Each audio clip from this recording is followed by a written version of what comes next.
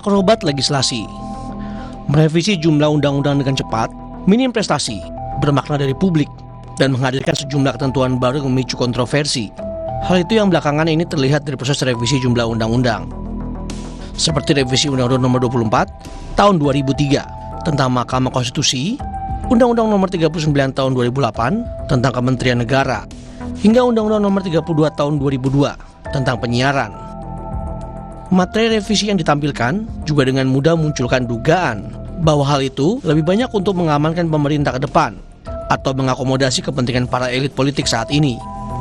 Hal itu misalnya terlihat dari isi revisi Undang-Undang Kementerian Negara yang akan memberi keleluasaan kepada Presiden untuk menambah jumlah kementerian dari yang saat ini dibatasi maksimal 34 kementerian. Kepentingan politik di balik revisi itu tak terlalu sulit dibaca. Terlebih karena sebelumnya ada wacana pemerintah Prabowo Subianto Gibran akan membentuk kabinet dengan 41 kementerian.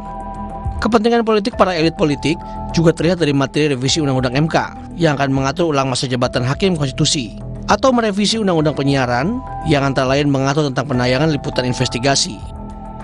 Akrobat legislasi yang tengah terjadi ini mengingatkan peristiwa sekitar 5 tahun lalu. Saat itu, setelah pelaksanaan pemilu 2019 dan sebelum pelantikan anggota legislatif serta presiden dan wakil presiden 2019-2024, pemerintah dan DPR merevisi Undang-Undang KPK. Keberatan dan masukan dari publik praktis tak banyak didengarkan. Revisi Undang-Undang KPK itu belakangan banyak disebut menjadi salah satu pemicu rentetan masalah yang kini dihadapi lembaga yang dilahirkan dari rahim reformasi tersebut. Masa setelah pemilu dan sebelum pelantikan pemerintah baru atau anggota legislatif memang menjadi periode revisi rawan undang-undang.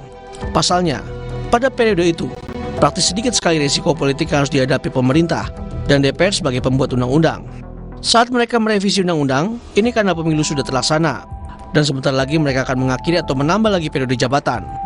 Pada periode ini, politisi juga sedang sibuk-sibuknya menata posisi politik dan kekuasaan pemerintah berikutnya. Namun, apa yang terjadi di periode tersebut juga memunculkan wajah asli para elit politik kita. Apakah mereka lebih merupakan negarawan yang memikirkan masa depan bangsa, atau politisi yang hanya memikirkan tentang pemilu atau kekuasaan berikutnya?